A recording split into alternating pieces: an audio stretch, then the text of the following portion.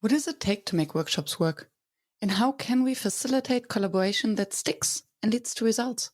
My name is Miriam Hepnes, and with the Workshops Work podcast, I'm on the mission to find the magic ingredients that make workshops work.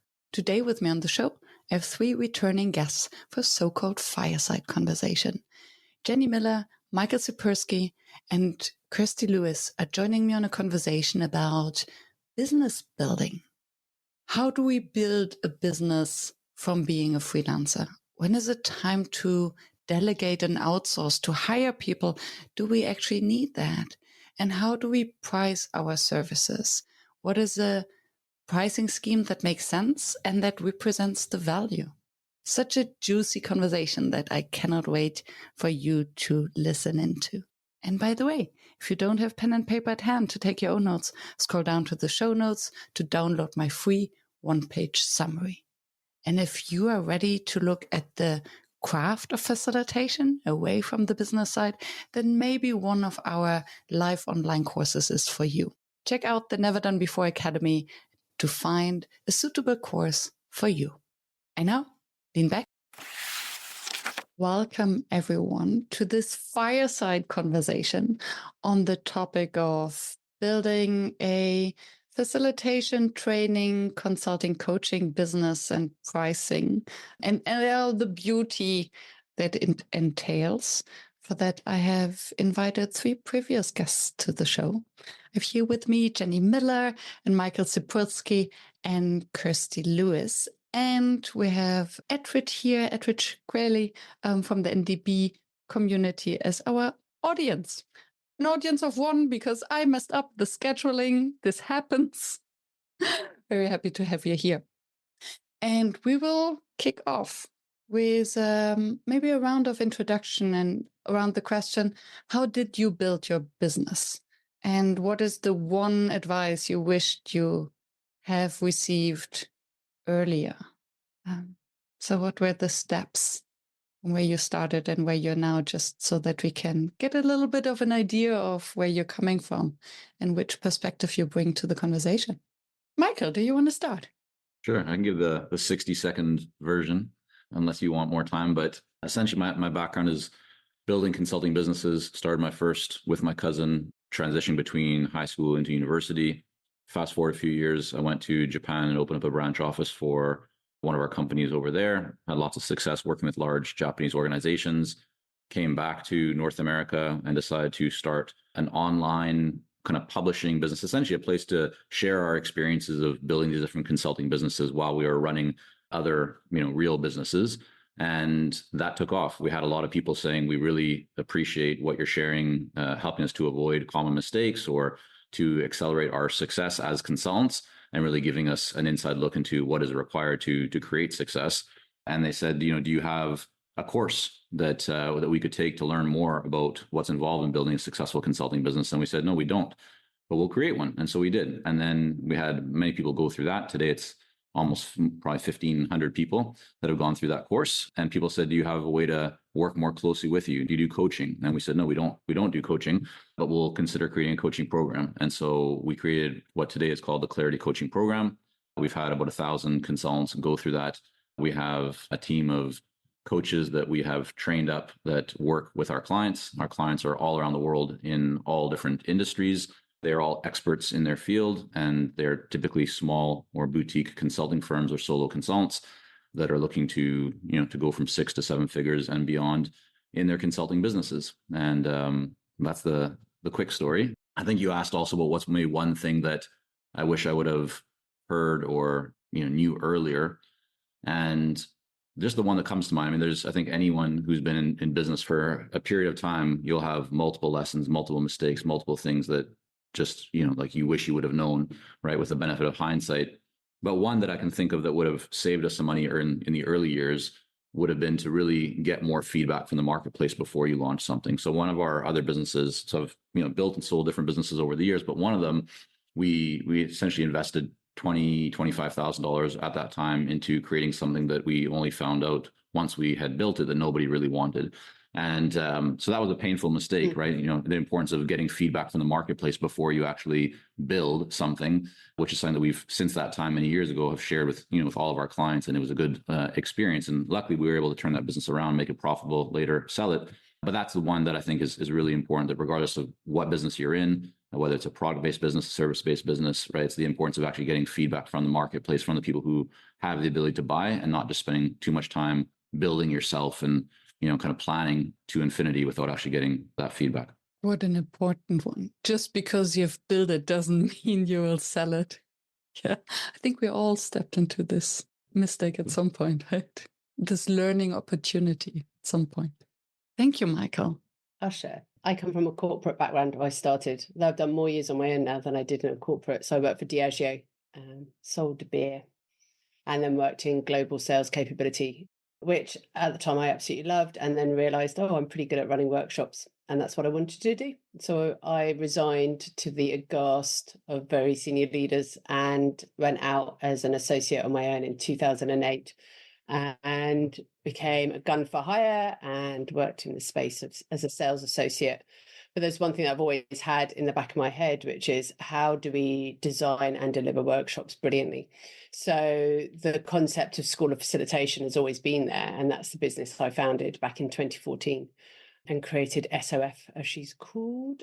And now I work with corporates and the collective.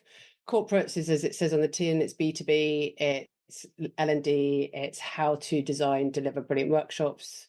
It's good to train the trainers, how to be a great facilitator, sharpening up people's learning. And then on the collective side, built a community. So we've got a community of facilitators and trainers, coaches, even the odd consultant slips through the door as well, Michael. And then in that space, how do you design workshops? How do you deliver, and creating spaces for people to come to connect and learn and share?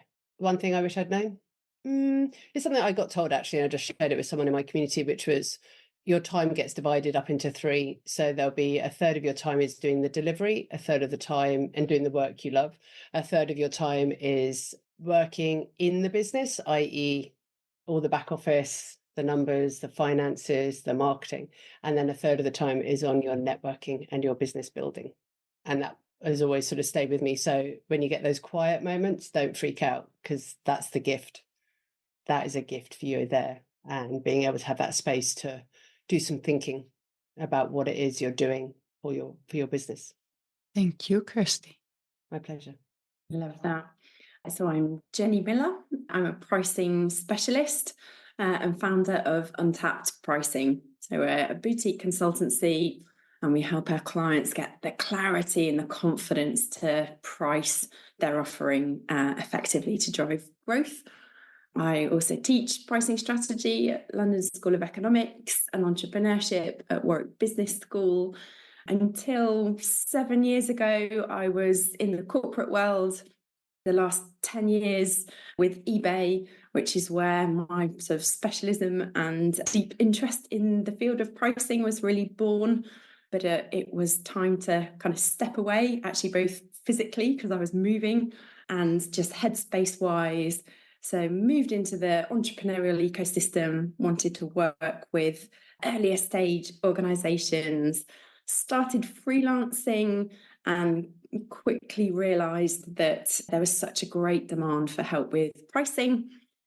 Then I became the bottleneck in my own business, and so wanted to bring in others, put a brand around it, and kind of brought in other pricing specialists, but also specialists from related fields such as research, design thinking, facilitation, analytics.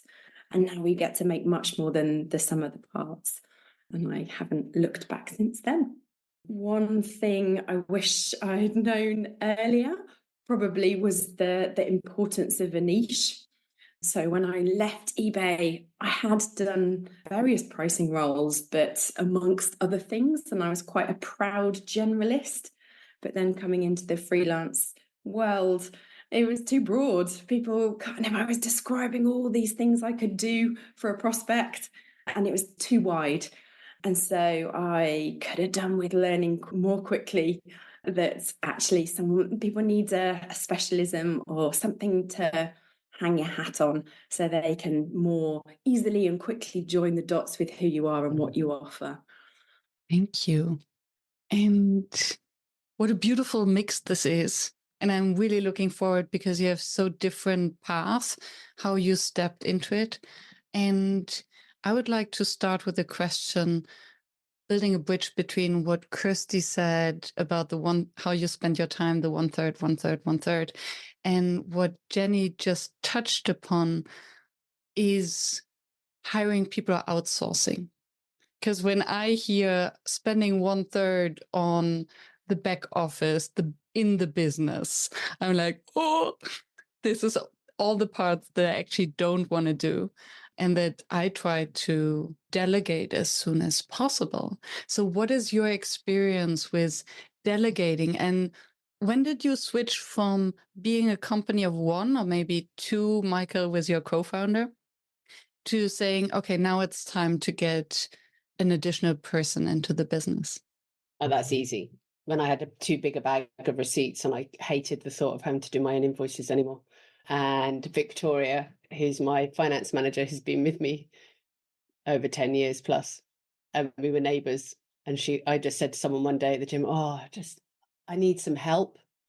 Like, this is the space that drains me, brings me no joy. And for me, that was the finance side in terms of raising the invoices, chasing the invoices, getting put on systems. We were sort of starting to grow and people were putting us in vendor systems. And I was like, that's just not my bag. That makes me cry. And found Victoria. So that was my first hire. And for me, because it was something that just brings me no joy. I was wasting money basically because I was wasting my time. So it was better that I spent some money hiring someone like Victoria. So that was my first hire. I think for me, the trigger was actually landing a whale. So fortuitous situation, scoped a really, really big project, managed to sell it, and then stepped into, we need to build the plane as we fly it mode. And it actually needed 9 consultants, whereas I'd previously been me with a little bit of help from my friends where required. So it required a really quick kind of onboarding of others, actually in a freelance capacity still, so could tap into really senior expertise. And it was, we could build more than the sum of the parts together. So actually the team expansion happened more quickly for Untapped because we found the work. So it was the project facing third rather than the back of house that I think has been a more gradual growth over time. For us, it's been, each business has been different over the years. So if I talk just about consulting success as the current business, today we're 16, 17 people. That went from being Sam and myself. I think actually from the day we launched, we had Vincent on our team, and Vincent had come over from one of our previous companies. And then from there, we built up with contractors to full-time, to more full-time, to more contractors. And I think the way that, Kirsty kind of described the thirds is interesting, because what we've tried to do pretty consistently is have everybody on the team, really identify where they can create the most value, and the areas where they don't either enjoy, it doesn't give them energy, or even worse, it takes energy away, or just where they're not good, or they just don't want to be spending their time doing that. We look at how can we create another role with that. And so if I think about the third, that doesn't apply to my role anymore, because I've spent time to essentially identify certain areas that I don't need to be involved in anymore. And we have others on the team that not only are very capable of doing those things, but they actually enjoy them. So I just got back, I mentioned to some of you before, from Miami, we ran an event there, had clients flying from all around the world, 3 days of masterminding and speakers and all that. Planning that is something that Sam, and I'd be involved a little bit, but Sam, my co-founder and cousin, would really kind of take that on. And we didn't enjoy that, but we have Naomi on our team now, and she loves doing that stuff. She just throw her into any kind of event planning stuff, and she's super excited to do it. So that's the kind of thing that we're always thinking about, is where can we make sure that people are are spending their time doing work that not only they enjoy, but that can create value for the business. And now I wonder whether there is a kind of curve when we are starting a business, maybe as a freelancer. And then first we do everything ourselves. We do have the third rule. And then we hire the first people. And then I think where it gets tricky, that we end up in a sort of managerial role, that suddenly we're not doing anymore what we actually signed up for when we started our business. Yes. And I also notice you get to a point where you've got to decide, do I want to keep growing? Because do I want to be a leader of a business, or do, in the instance of what brings us joy, probably being on our feet, facilitating, running sessions, galvanizing community. But actually, if you carry on growing, how much of that is still available to you? Because actually people want you to lead the business. Yes. And actually, so I was wondering, so yes, you first do it all yourself, then you hire people and you get more into the managerial role. And then I think at some point you can hire an even larger team, even if they're just freelancers, so that you can focus on what you're really good at. And I wonder, do you have to go through this bump where you get almost caught in the managerial role, or can you skip that? I'd say it's a choice.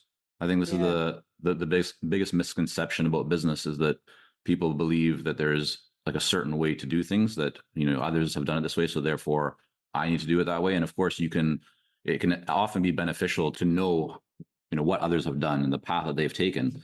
But to me, that's actually the gift of business, is that you can create whatever you want. So if you want to grow and you want to be more just strategy, long-term, planning and leading the business, you can do that. But I've talked, on our podcast, the Consulting Success Podcast, I've interviewed, for example, founders of firms that are doing $100 million equivalent per year, and they still spend about 35 to 40% of their time in the trenches doing the delivery of work, not because they have to, but because they want to. And some people might say that that's not possible because, when you're running such a large firm, like, you need to be the CEO and you're not doing delivery. Others might not want to do delivery. And so that's then the opportunity for them to figure out how to get out of delivery as quickly as possible. So I think that, whether you're a solo facilitator, consultant, whatever you are, or you have a small team or you have a larger team, you can create whatever you want. You just need to be clear on what does success look like for you, and then kind of reverse engineer how to go about getting there. Jenny, you had a big nod. Seemed as if you could relate to that. Yeah, I think it is a delight when it is a choice. And I think it took me a while to recognize that it was. And it just tapping into what brings you joy and what empties your bucket, I think, is also a life skill that I wasn't very good at early on and now I'm much better at. But I was just nodding in agreement. Yeah, and I think sorry, no, I was going to say, like, Jenny, I think your point is actually a really important one, because it's not always like abundantly clear, right? We don't always know in the early stages of being an entrepreneur what is possible, right? We're kind of conditioned to believe, like, if we talk about pricing, oftentimes people think like, oh, hourly fees is the way to do it, and that's the only way to do it, and people kind of get locked into that. And we can find examples of that throughout all aspects of business. But I think you're right. It's just even getting to a point where you can see the potential or realize what is and isn't possible, or, what the limits are. And often those kind of limiting beliefs that we believe as business owners, they're only limiting beliefs that are in our own mind. But once we see, we can think bigger, we can take bigger action, we don't have to work within the constraints of those, it opens up so much more possibility. And I just share, I heard a great phrase today on another podcast: professional paranoia. And this will mean something to Jenny. So it's a money expert man called Martin Lewis. A fascinating man. But he was saying, he's really values driven, and it's about the truth of a matter. And he would not sign off certain deals or projects they were working on because it would not hit the core values. And also he didn't, because he was a money savings expert. He said it's really important that what we bring to people is real deals. It's not like something that's fake, or you take it from us and we're taking it. He talked about the professional paranoia piece, because he's like, I need to be seen to be doing it right, and I need to be seen to doing it well. And if that doesn't happen, I'm not doing it at all. And it's just something you said there, Michael, that made me think of, I know I sometimes suffer from professional paranoia because I won't do things because I don't want to be perceived as an expert, and then people put you on pedestals because that scares the shit out of me. I don't want to be on, and it's back to limiting beliefs, so we don't do things because of the limiting beliefs. Yeah, and I was thinking of the concept of the niche. So how do you, Jenny shared in your initial statement that your biggest learning was to find your niche. And I think all the big business advisors, consultants, they always say you can never niche down enough. And still there is this fear of missing out, or maybe the unknown. So in which niche do I actually want to position myself? And I can only speak for myself. I accidentally ended up in the niche of facilitation. I didn't know what facilitation was 2 weeks before I started the podcast, and then accidentally go into that and actually enjoyed it. Or maybe that's why you started the podcast, to do your self-discovery. Absolutely. Initially it was all about workshops work. And the facilitation bit then became the more important one, but it wasn't planned. So I would be curious, how do you approach the niching down? How did you find your niche? And could it become a trap to be in your niche? Yeah. So I think in my situation, I found the niche of pricing based on how others were reacting to a much broader offering, and they just kind of glazed over or weren't referring me to other situations because it wasn't tangible enough to be able to make an introduction or a referral or pinpoint how I could actually help in their business. And the focus on pricing came just out of observing the pain that those I was around were feeling around the topic.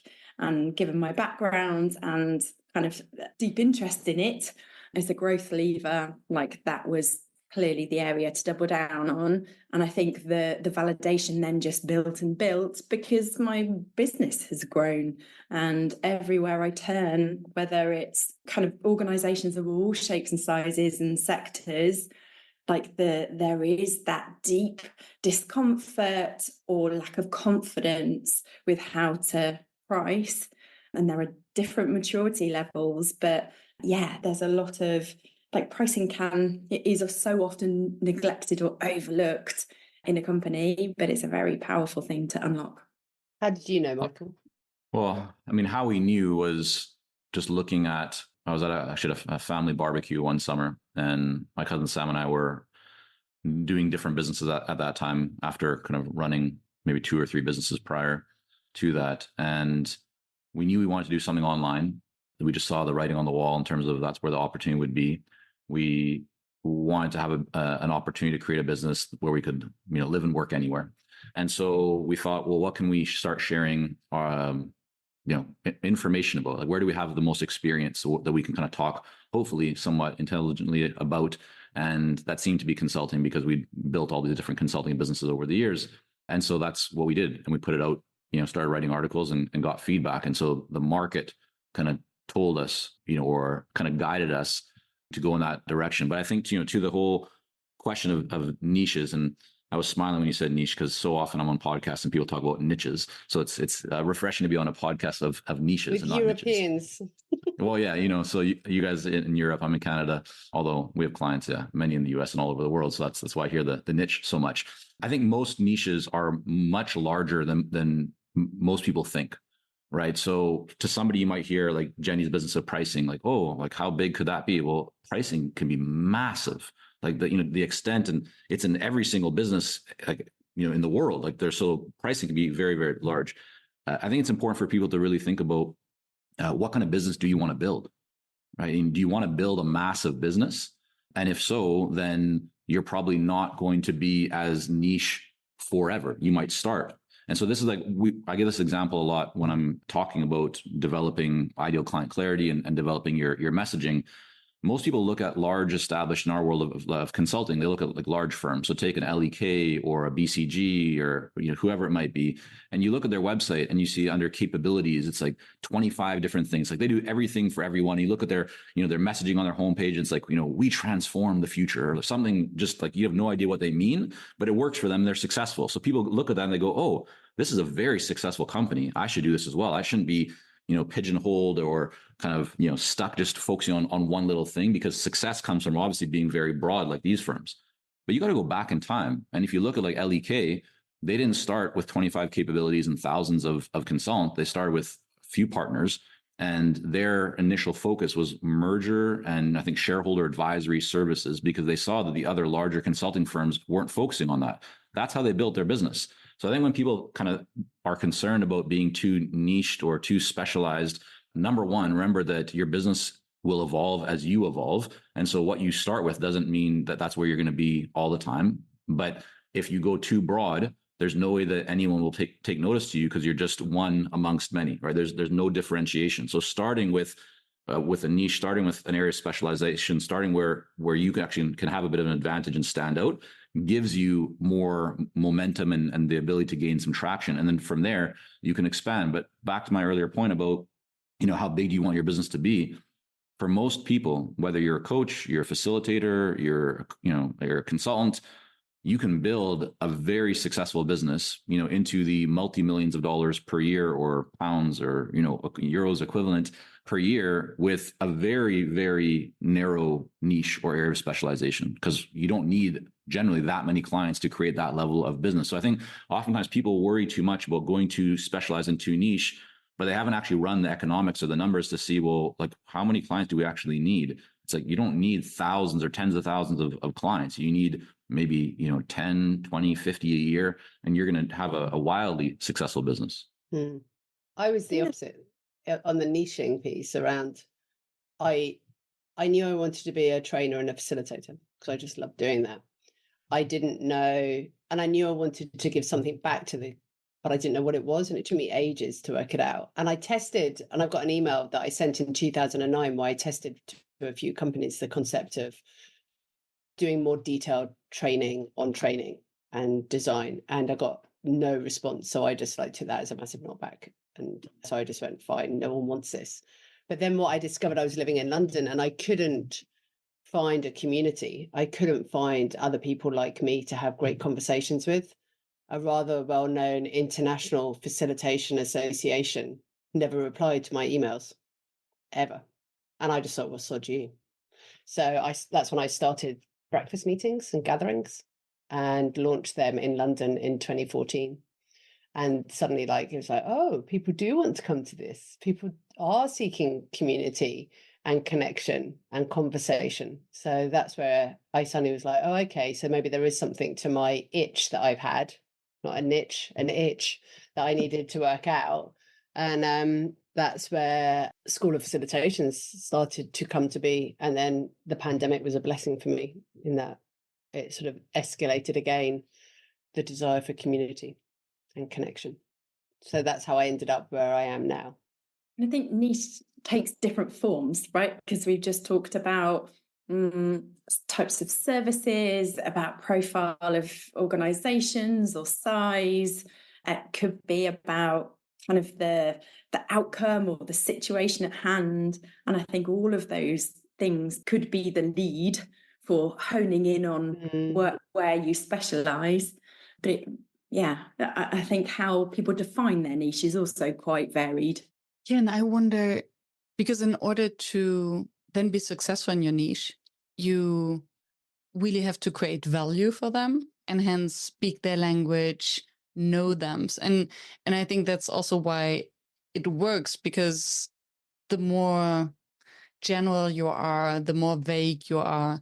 Transforming the world, yes, works for the very big, but otherwise, who are you to transform the world? So how do we define value that we're creating, and who defines it? Because this is what then comes before the pricing and then actually starts the business development, is we have to start by creating value for someone. How do we know that? How did you know that, oh, you're onto something that actually creates value?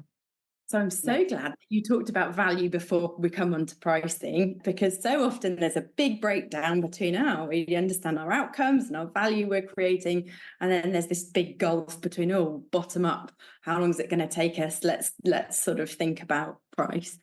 So good framing, Miriam. I think value is definitely in the eye of the beholder. So it's highly subjective. It can change with time. And it's all about, so let's take facilitation. The same facilitation techniques could take team A to a very different place to team B, depending on how they need your help getting unstuck, or where they need alignment, or the size of the problem, or the level of risk that they're looking to reduce. And I think you can only find out by having those really rich conversations up front in that scoping process about defining what they're looking to achieve and about what it looks like if they don't do this. That can be as a powerful line of questioning as what if we do this well. The market is so big. And since the pandemic, everyone is online. Everyone promises that they will transform the world, that they will create value. And then I think there are different ways how we can actually show up in this space and hopefully convince that we create value. It could be the companies we worked for before, as it could be the way we speak. It could be content marketing. How did you attract your very first client and show them that there is value that you're creating? I mean, yeah, for me, this is a very clear answer, because it's really been the backbone of everything that we've done from day one. And it is content. So we're very big believers in creating value, educating, hopefully, being helpful to people and playing the long term. So we give before we expect to get. And so if you look at consulting success, we have probably over 1,000 articles at this point. We've done studies. We have the Consulting Success podcast. We have the YouTube channel. We have books. So we've just put out a lot of stuff because, Jenny's commentary and thoughts around creating value and identifying value as part of a conversation is right on. I completely agree with all that. And yet, even before the conversation, you should be creating value for people, so that when you have the one-to-one conversation, you don't need to try and justify or sell or talk about how good you are. That should already be established through your content. And to me, that is the most powerful way of doing it, because it allows you to do it at scale, right? Yeah. So when you do it right, you're actually providing massive value to people. You're helping them to feel comfortable with you.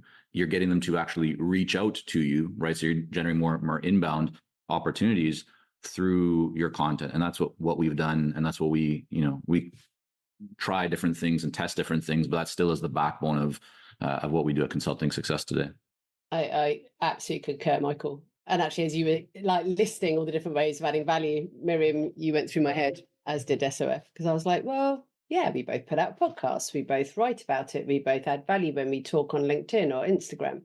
Like our newsletters, I know both add value. Like it's not going, look at me. It's like, let me share something that I've seen. Let me put an insight into the room. There's a give back. And I've always had a karma mentality. So coming from a business background, but I can do the woo with the way any day. But I do think what goes around comes around. And karma, like I've got my values up here, and abundance and generosity are two of them. And so I'm quite happy to give, but you have to know then when to take back. Because if you're just in the space of giving all the time, we're not charities, and you need to earn a living, and you might have a mortgage to pay and a family to feed, or a cat or a dog, or you're just yourself. And, this is where you've got to value yourself of what you bring to the party. I was thinking as well, because I deal in both business to business, B2B, and also B2C, business to consumer. And so when I was thinking from a B2C perspective, like business to consumer, where I notice my value is often in messages that I get. So people sending an email in response to the newsletter, thanks, that's inspiring, you've given me some ideas there, or a comment or a DM or someone just going, I've just downloaded the ebook. Thank you. That's super helpful. So that's where I notice that there's value. Whereas when I'm in the corporate space, to what Jenny just said, I'm lucky people come to me and go, I've done enough stalking of you. I can see what you do, how you talk, what you're bringing. So can we just have a conversation now? And I hate the idea, Michael, of doing that. I have to sort of pitch why I should be there, because I think I'd hope we're having a conversation because you know what value I can bring already. Yeah, I think we've probably all felt the difference in talking to a lead that's come through cold outreach, and you have to prove yourself and sell before you can have a proper conversation.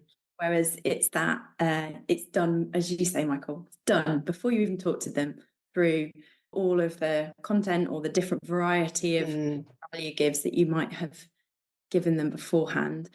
But I do think then when it comes to pricing, so where the content marketing or whatever format of information that you're putting out there to give value, where it's there isn't a one-way dialogue, almost you're relying on the recipient to then make the leap to applying that to their own world. Whereas I think when it comes to kind of then a proper scoping conversation with a prospective client, they may need more help than you think joining the dots for what it means in their specific scenario. So perhaps like an example, if it's helpful, so at Untapped, like if we are kind of starting a conversation with a team, pricing is always invite strong opinions in a leadership team, right? Lots of disagreement, lots of debate. The debate might be healthy or not, but it's going to be a slowing progress, if not stopping it altogether. And so we invite people to join us for like the team of stakeholders to join us for a 90-minute session, call it pricing springboard. We take them through some exercises to align as a team on where they want to get to, surface some of the challenges that are going to get in the way. We'll share some observations and provocations on their current approach and some ideas for how we can help. We've chosen for that to be a free session.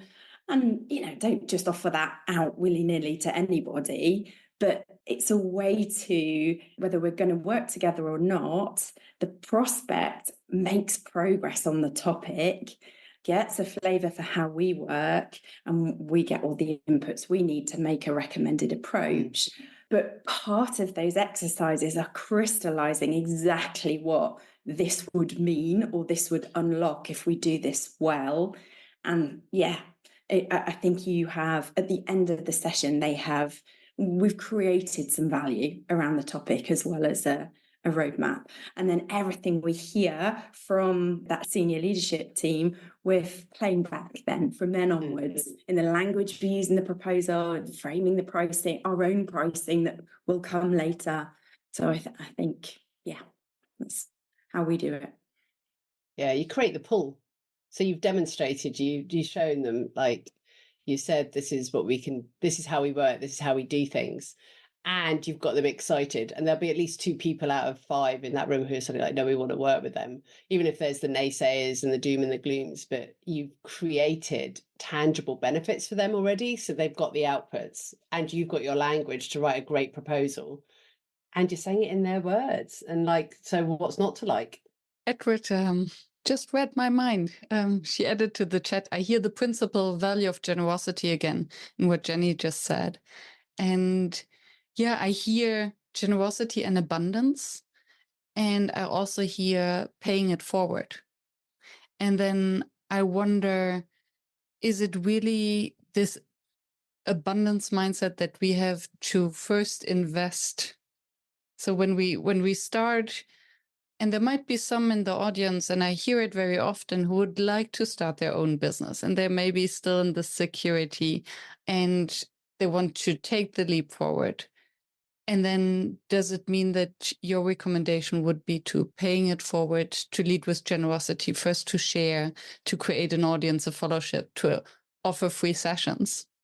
I see some hesitation, some smiles, I'll share a thought on that. So the first thing I'd say is to be very clear. So if you're in a position, let's say you're working a full-time job or some kind of employment, you're not yet running your own business, get clear on why you want to create your own business.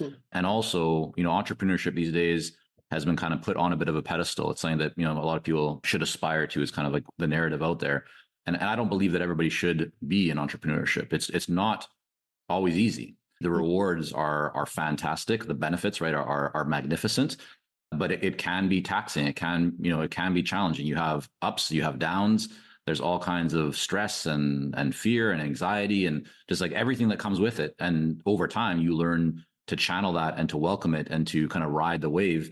But if you're not prepared for that, or if that idea just really scares you, it may not be the right thing for you. So I'd say that's number one. Number two, if you are still in employment, I think this right now, like today, it's a fantastic time for you to begin building your brand and to begin sharing your ideas, your experiences, your observations, your insights with the world. And whether you do that through a newsletter, you do that on a blog, you do it LinkedIn, like just choose a platform where you believe your ideal clients are and start sharing. Because if you're in a place right now where you already have income, right, coming in, then you don't have to have or feel the need to try and, generate a sale and have that pressure. So that there's no better time than right now just to put your ideas out there. And what you'll find when you do that, if those ideas are welcomed, if you're kind of filling a need or you're helping to solve a pain point or a challenge that people have, you're going to get feedback from the marketplace. People will start to say, hey, like, I really loved that article. Tell me more about that. Or could you come into our event and speak? Or I'd like to have you on our podcast. And you'll start seeing that kind of stuff. You'll also start to build an audience so that when you decide, that you do want to transition into creating your own business, becoming a coach, a consultant, a facilitator, whatever it might be, you're going to have an audience that you can announce that to. And those people will almost always be the first ones to take you up on your offer. So when you say, hey, big news, I've decided to leave, Microsoft, and I'm now going to get into this area, you're going to have people that already know you, like you, trust you. They see you as an expert already. So they're going to be the first ones to raise their hand and say, yeah, like, I'd love to actually have a conversation with how you could help us. I've been following your work for the last 6 months or 18 months, and I think you could definitely help us. Boom. Right. And so that makes that transition a lot easier. I agree with Michael. And I think if you want to do things for free, content is free perception. But if you're suddenly going to go, I'm going to run a workshop, well, is it virtual? Is it in person? If it's in person, there's a cost. And if you suddenly start inviting people to free events, one of the things I've noticed is people go, oh, I've got like 50, 60 people signed up. And I like, how many came? Only 5. And they're gutted. And I'm like, because there's no balance of exchange.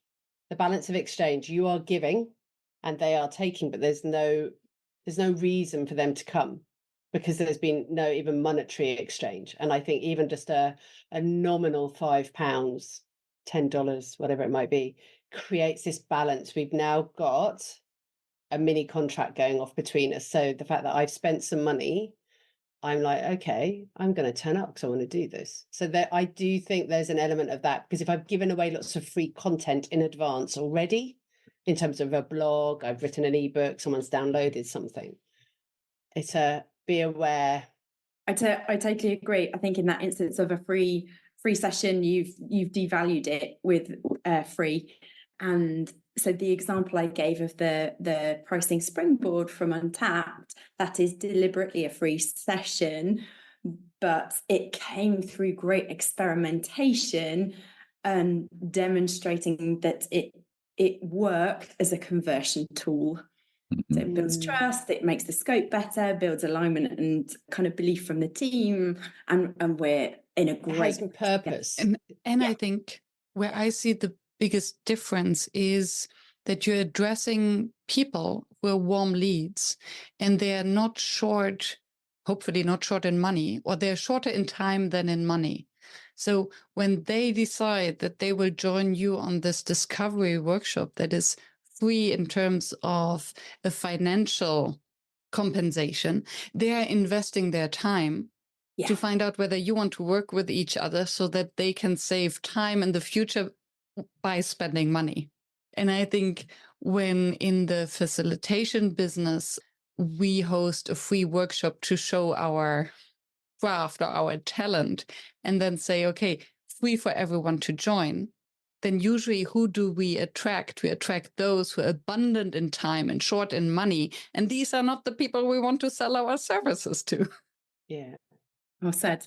And then do you think that, and we talked about content marketing and the cold sales, and it sounds as if none of you is actually doing the cold sales because you got it right with a content strategy or placing yourself and getting the word out there.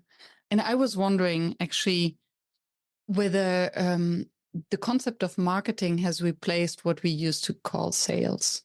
Or there's Not still in our business. No, not in my business. No, mine. Marketing is marketing. Selling is selling. Selling happens for me when I am sat in front of one of my clients, when I'm with my corporates, is how I have a sales conversation. Now, it looks like I'm just having a good chat, and that's what a good sales conversation is. It's building relationship, it's building connection, it's building understanding of their needs. That to me is selling. Has marketing changed shape?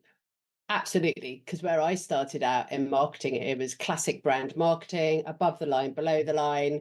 You had the big brands. What we are all now are marketeers, because we have businesses and we have small businesses, and marketing has moved to digital. It's moved to above the line. It's moved to below the line. You have to be. What does so many above different the line, forms. below the line mean? Above the line is TV, it's cinema, it's billboards. Below the line would be the marketing I used to get involved with, is where you see it in a retailer. So when you're walking a shop and you get like a big bog off, like buy one, get one free, or Jenny's smiling, like end of gondola with like the pop-up stands in cardboard where it's like, buy me, buy me, buy me. That's below the line marketing.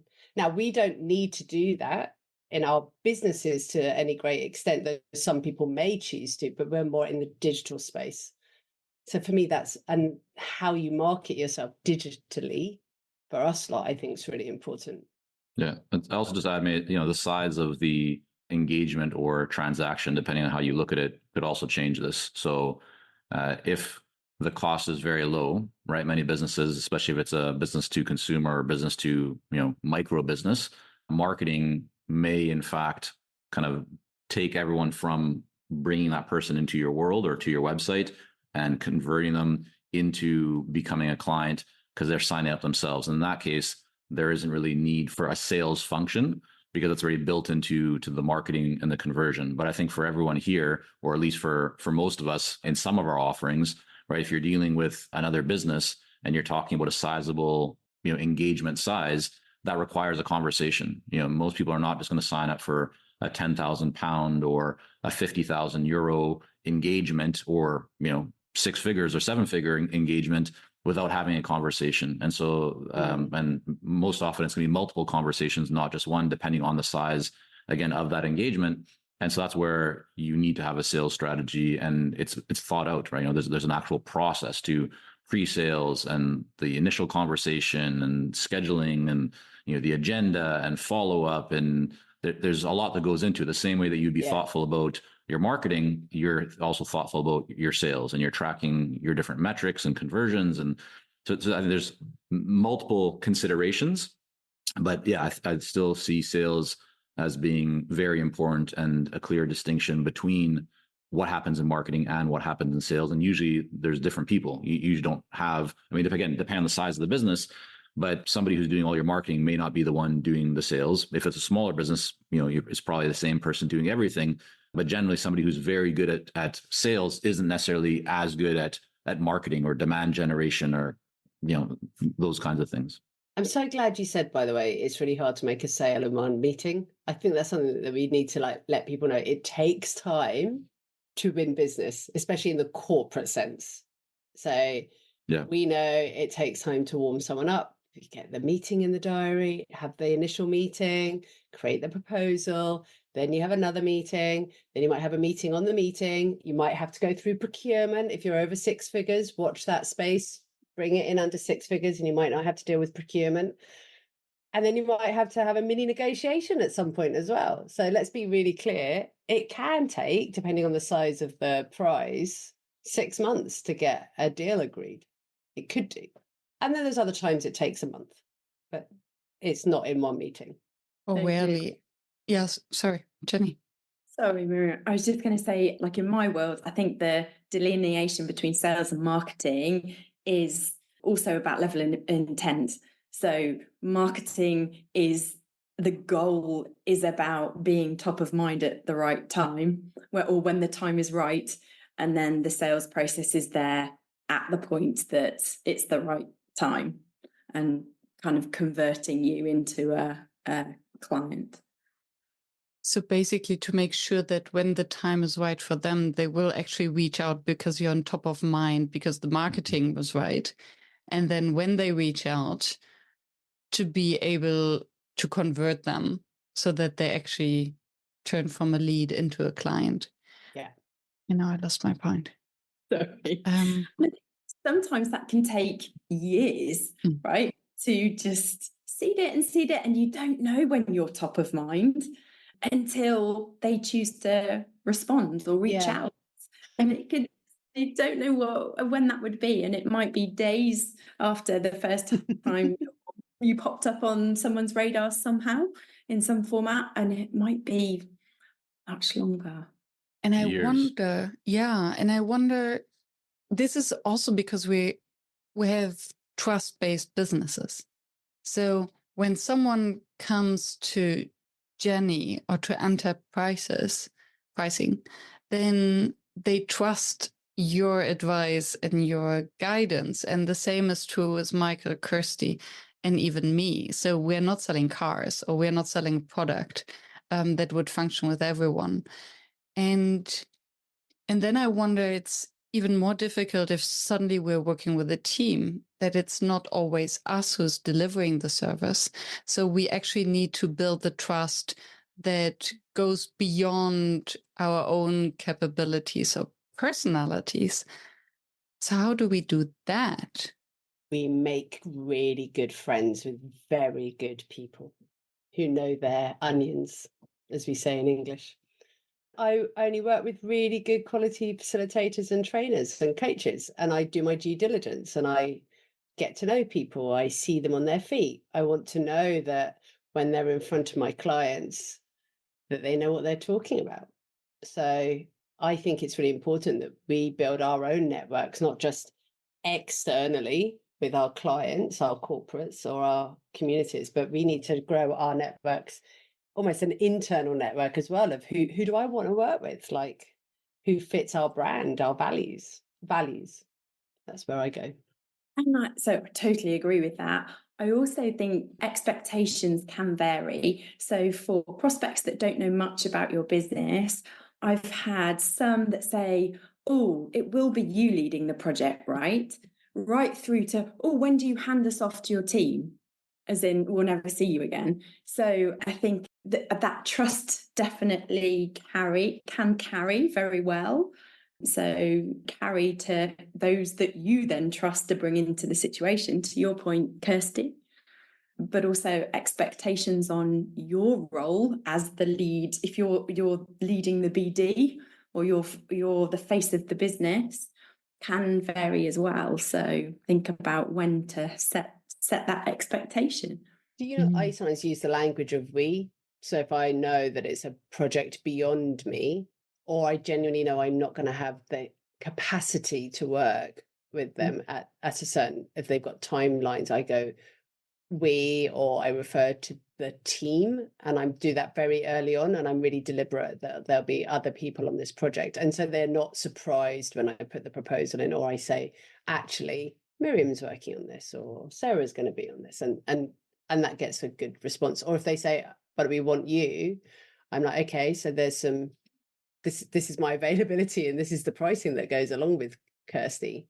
And that helps as well, because then they're like, that gives them scope for make a decision. Do you want it now? And you can have one of my team, or if you want it later, you can have me. That's where I go. Michael, was there something on your mind? Yeah, I mean, I spoke to a client about this actually just the other day. So there's a few thoughts I can share. The first, I think the values piece is incredibly important in all aspects of team building, hiring. The moment that you start focusing on values and not ignoring a feeling that you have about someone, that's usually when things either go right or go wrong. So I think that's kind of an overarching consideration. The next is putting the spotlight on your team or on your people. Very often people feel stuck to kind of shift work to others or delegate work to others because they put the spotlight on themselves. And so the client expects them, they see them as the expert. But if you have a team, again, whether they're full-time contractors, just, like strategic alliances, but if you spotlight those people from the beginning, whether it's on your website or in initial conversations, the client then, or prospective clients, the buyers, right, can see that it's not just you. And so it's a much easier transition when you actually pitch the project or talk about what the next steps are and who's involved, because the client sees that there's a team of experts. It's not just you, at the forefront. And then I think the expectations piece is really clear. Usually when you just come out and say to a client, like, here's our process, here's what it looks like, and you set very clear expectations and you show that you have a system, you have a process, clients don't actually care if you're involved. Like, they think they do. It's the same as like clients don't actually care how long it takes you to deliver on a project, as long as it's within a reasonable time frame. What they care about is the outcome, right? So your job as the expert is to show them that you have a very clear process that's going to take them from where they are right now to where they want to be. And as long as you can demonstrate that and communicate that with confidence, they're going to go along for the ride. It doesn't mean they won't have any questions or objections, but if you can show them, here's how we do this, here's the team that's going to get you there, here's why they are in these seats, rest assured, we're experts at this, we're going to get you there. That's what clients need to hear. And then, of course, status updates throughout the project to make them feel confident and comfortable that things are going in the right direction. But yeah, again, generally, my observation is that this is more an issue in the mind of the consultant or the coach, the concern, the worry of, what's going to happen and does it have to be me? And then even if the client requests that, the person will say, okay, yes, I'll do it, because they're worried of, losing the contract or losing the project, where in fact, if you just come out and you're clear on all these things up front, it makes it much easier. And would you differentiate in pricing then? So No. Is there a different price tag if you do it yourself or if you delegate it to someone else? Well, so here, right, again, it's your choice. Like, if you want, so I'd say yes. Like, let's say if I'm going to get involved in a project directly, I'm doing the coaching with the clients. And in fact, I do that with some clients.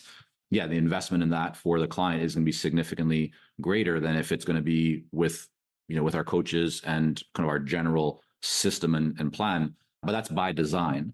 But I would say that it's up to you, right? If you want to be involved in delivery and make that part of your business, then you just get to choose how you want to bill for that.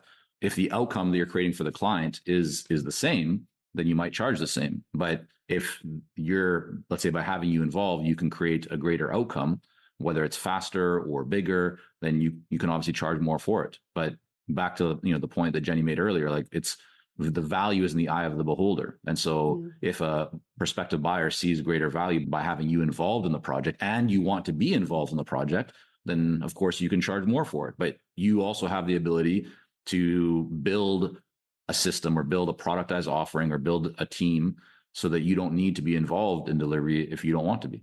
Thank you. I love that it always comes back to, it's your business. You can decide. Yeah. And in the businesses we run, so for facilitators, consultants, trainers, usually the value or what happens afterwards depends not only on our work and the value we potentially create, it also depends on whether they're taking our advice when we're the consultants, whether they follow up on the workshop and actually implement the ideas they came up with during a workshop. So how do you close that gap that actually there is a black box between what you promise and what comes out at the end?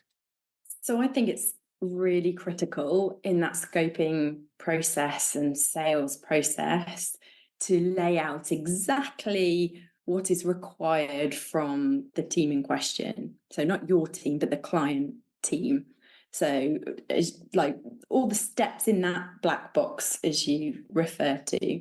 So once we have got to this point, or kind of commitment in terms of time, decision making, other supporting resources, not only during your engagement, but afterwards. And then I think asking for that, like a commitment, and perhaps even helping them being that accountability partner afterwards as well.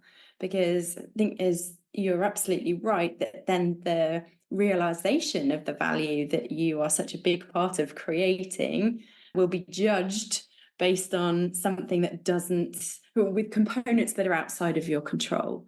So I think the sooner that you can bring to life what those things are, the better. Also add that, most people don't want to or don't need to be in the babysitting business, meaning that your clients should be adults, not kids. And that's part of the conversation, right, with a prospective client, to really make sure that this is the kind of client that you want to work with. And as Jenny's talked about, setting the expectations of what you're going to do and what you are not going to do, and what level of support the client is going to need. At the end of the day, none of us can ensure that clients are actually going to get X result if they don't do the work, right? There's going to be some, unless it's a completely done for you type of service where you're guaranteeing a specific outcome. But if success requires the client's involvement, then they obviously have to provide that involvement. Otherwise, it's, that's out of your hands. You can never force a client to do anything, right? You can't twist people's arm into signing up to work with you, and you can't twist their arm and force them to take action on something if they don't want to. So this is why I think the client selection piece is also so important. But the other thing that I would add on top as an opportunity for everyone is that that's where kind of an upgraded offer, or as some people might refer to it as an upsell, presents itself. You strategically, if you know that a lot of your clients are going to need some hand-holding or some additional coaching or additional facilitation or training or whatever, advisory services, then build that in as an offering. So instead of saying it's 25,000 euros for this project and it's going to be 12 weeks, you might say that if for 40,000 euros, we'll advise you over the next 6 months, because we know that very often you're going to have questions and challenges. Your team's going to need some support, and we want you to ensure that you're getting this specific outcome. And so to increase the chances of that happening, or to really make sure that it does, we'd recommend this package for you. And now the client is going to get that level of support. They get to select it. They're making an investment into it. So as Kirsty was talking about earlier, it's like they have skin in the game, right? Because if they don't have skin in the game, they likely are not going to take action. And so I think that is the opportunity for every service provider, is to have some level of ongoing support or a package that clients can select to increase their chances of being successful. And I'd go to the opposite end of the process, so the beginning of the process. So one of the things we do more now is a diagnostic or a discovery phase, because it's so easy for the client to go, this is what we need. Can you do this? Can you design that? Can you run a workshop? And it's very easy for us to go, yeah, absolutely. But actually, more often than not, there is a load of digging that you need to do to really truly understand what is going on. And therefore, in the diagnostic phase, it could be anything. It might be just some one-on-one interviews virtually, just to understand what it is happening, say, for a team. Or it might be a bit of quantitative research, so a very simple survey or some questions that you put out through that you can get some information back. We often do ideation workshops with our clients. So they're actually in the workshops with us, telling us what it is they need.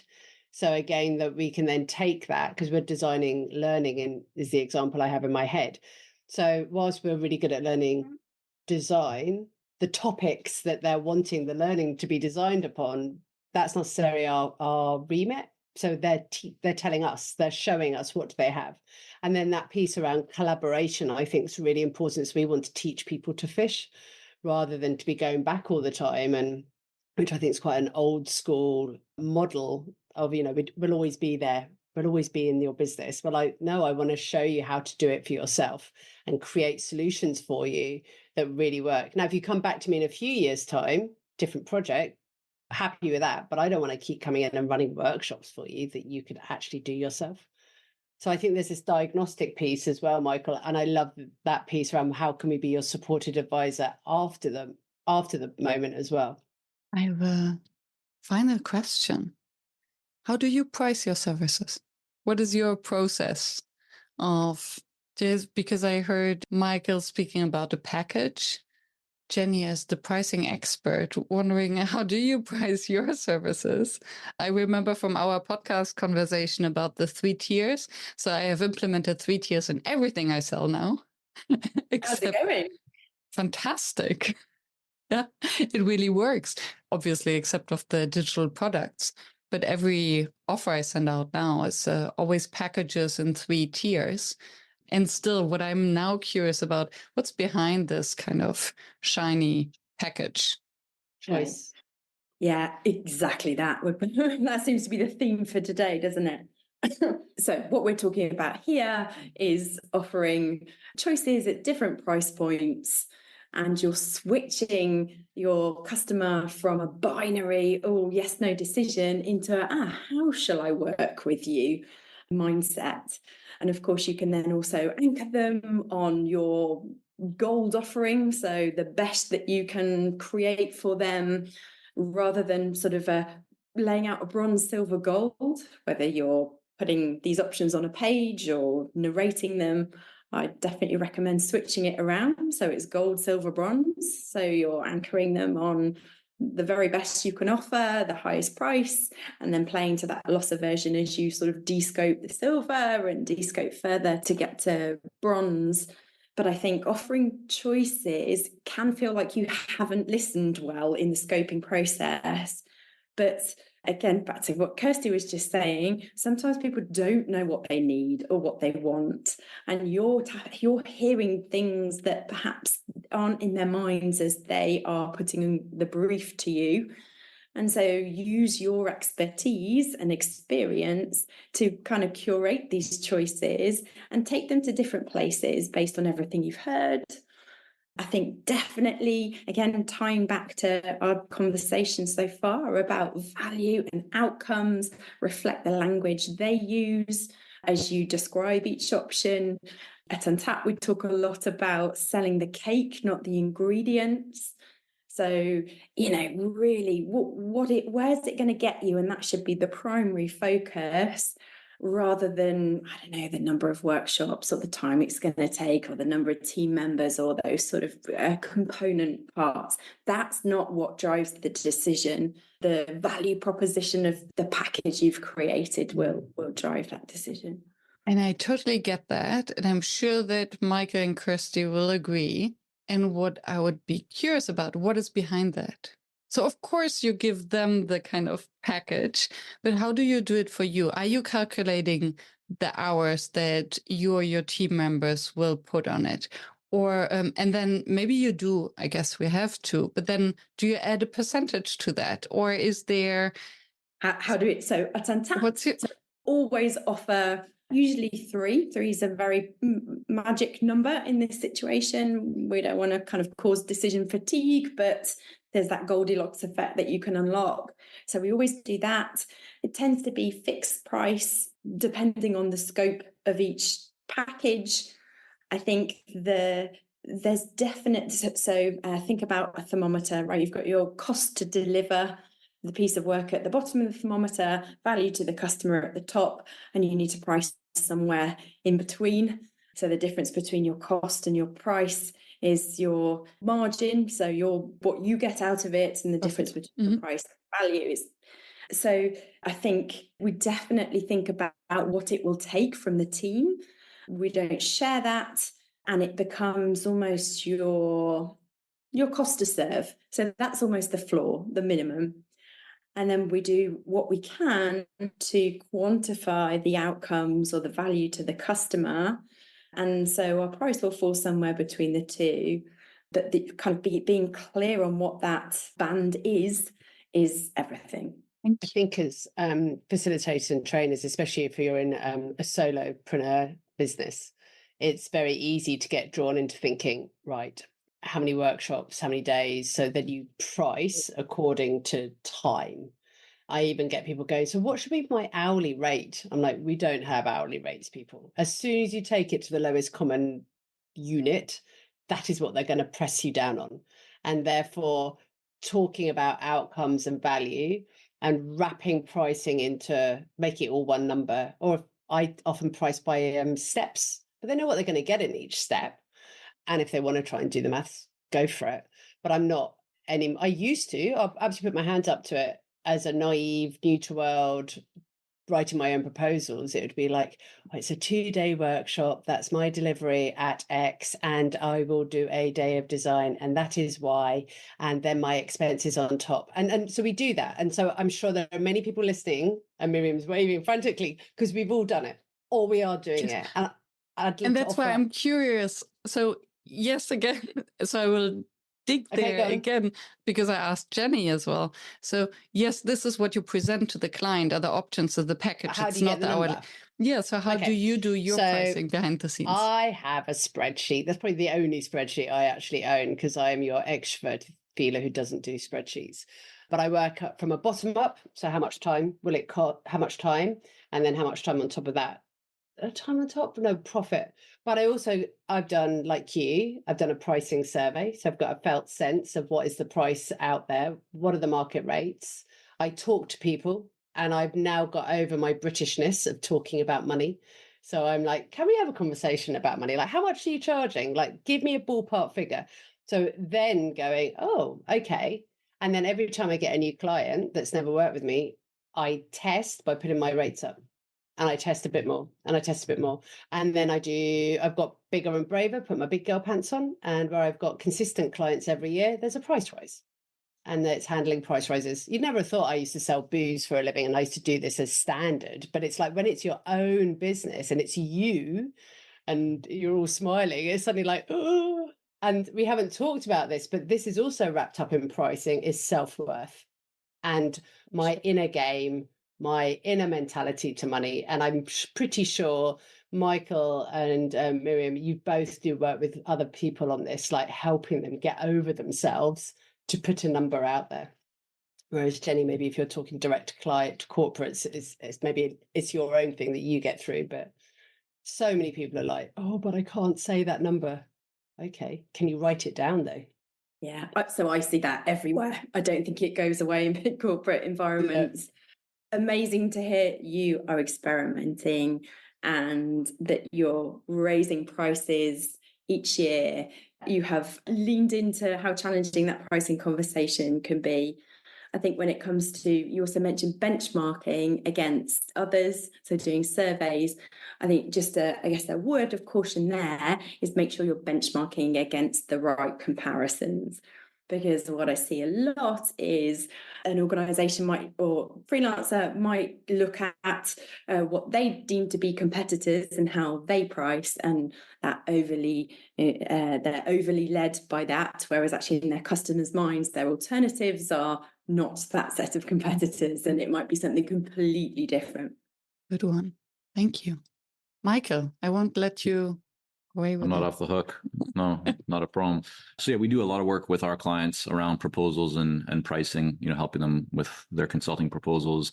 In terms of our business, the Clarity Coaching Program is what you could essentially call a productized offer. So it's a set program we take people through. It's customized to them, so we meet them where they are. For example, a client that's coming in that's doing $2 million a year will have a certain set of challenges or areas they want to improve upon. And someone who's coming in maybe doing 100,000 or 150,000 a year will have another set of challenges. So our coaches, our system will adapt to based on where they are. But it is a set fee for people coming into the program. It's not based on hours or anything else like that. We look at margins, of course, and we have fees that we pay to our coaches. We have other hard costs. There's advertising, marketing costs, and all that kind of stuff. But our focus has always been on running a very lean and profitable business. And yeah, we test different pricing. There's different variations of the program depending on what somebody is coming in for and how long they're staying and ongoing support and so forth. But yeah, it's a productized offer, and it works really well. Which makes everything else so much easier. You got the internal dialogue, the negotiation, everything. For this model of business, right? It's not necessarily going to be the right model for everyone, but for the model that we use, where we have coaches and a team, a productized offering makes a lot of aspects of running a business much more efficient and effective, right? You can develop SOPs, right? Standard operating procedures. You can have processes and checklists that people can follow. It's much easier to train people. It's much easier to hire people for a specific role. So there's a lot of efficiency that we get to benefit from, and allows us to identify waste pretty easily, and just to continue making the program better and better and better, because it's like kind of talk about like the blacksmith who would make the samurai swords. It's like they're just doing that, and they're doing it over and over and over again. And so they're making it better and better and better. We're not trying to be all things to all people. We work with consultants, what we call entrepreneurial consultants, helping them to grow their businesses. And that's what we're just committed to doing, day after day. And been doing it now for almost 2 decades. So it's, we'll just keep doing it. Oh, thank you. Based on the conversation, your experiences, what would be the advice you would like to give to the audience? We started with the advice you wished you had received for yourself. What is now the advice you would like to give to the audience before we depart? I think one thing I was just going to throw in the ring in case it was useful, and just sort of breaking down some of this apprehension about pricing. Like it's not a set it and forget it activity. Like use it to react to your current situation. So if you're just starting out, or you've got an empty book because sales are really tough right now, it's probably not the time to be really aggressive on your price. Equally, if you're flat out, your book's full, then it's time to start being more experimental. So you can use it very tactically to adjust as you go. And I think particularly for all businesses, whether they're sort of very actively managing their margin across different services or products, or whether sort of a one-man band offering their services, like know your walk away point. So kind of offering to sort of reducing scope to reduce price is great, but some clients are just going to try and push you too far. They don't see the value. So I think going into those difficult pricing conversations, well, they might not feel difficult, whether they do or not, kind of being super clear on what is my walk away point here is also very useful. I'll share 3 C's. Conversations, I believe, is at the core of building every great business in the realm of businesses that we're talking about. Generally, deals aren't done, engagements, aren't committed to, people aren't signing proposals without a conversation. So focus on having as many conversations as you possibly can. That'll often teach you a lot about where the opportunities lie, and where you can make adjustments and optimizations inside of your business. Then commitment, be committed to the long term. When you have a long-term mindset, it really gives you an advantage over everybody else in the market who has a short-term mindset, is thinking more transactional, is not thinking as relationship-based. They're making decisions just based on what's going to work in the short term, but may not benefit them in the long term. So when you give yourself that space to understand that, a mistake today is a lesson learned, it's an opportunity for you to get better when you learn from it. So I think that commitment to the long term is a big one. And then just the final C is consistency. That in everything that you do, you need, you should be consistent. So when you start a podcast, don't just put out a couple episodes and judge success or failure based on that, or don't just show up and write, once in a blue moon on LinkedIn or on a blog. Whatever you are committing to, be consistent with it, because I think probably all of us have experienced that the success that we've had hasn't come from, it's not an overnight success, even though that's what everybody online likes to tell you that you can create these days. Real success typically takes a lot longer. It's not as easy as everyone says, but it's also not as hard necessarily. You just need to have conversations, be committed, and be consistent, and good things typically come your way. Someone recently said to me, their bit of advice, and I loved it actually, is if you don't tell people what you do, you're being selfish because they won't know where to find you. I don't know if that's a quote or what, but it just sticks in my head. So what that means is, well, if you've got this passion, what you do, you need to tell people, and whether that's through conversations, but I also think it's about showing up and being present. And for us in this world, it's on your platform of choice, LinkedIn, Insta, Facebook, whatever it is, but show up and share with people, give them insights, give them some ideas, write an article. But if you don't do that, they'll never know you're keeping it hidden, basically. So don't be selfish and keep your talents hidden, share them. Thank you so much for sharing so generously with me and the audience today. Great value. Thank you for your time, contribution. Thank you. Thank you, Miriam. A good Thanks, everyone. discussion, Michael, Kirsty. Thank you for staying tuned and for listening until the very end. I hope that you found the inspiration and the wisdom that you are looking for. And I hope that you will subscribe to the show so that you never miss any of the interviews with another inspiring facilitator from across the world. I'm devoted to continue this podcast and to deliver weekly an episode that maintains the quality that you expect and you deserve. And if you would like to help me to maintain this quality and to keep the podcast free, please help us. Visit workshops.work/support to make a small donation to keep the podcast free. Thank you so much. I hope to be in your ears next week.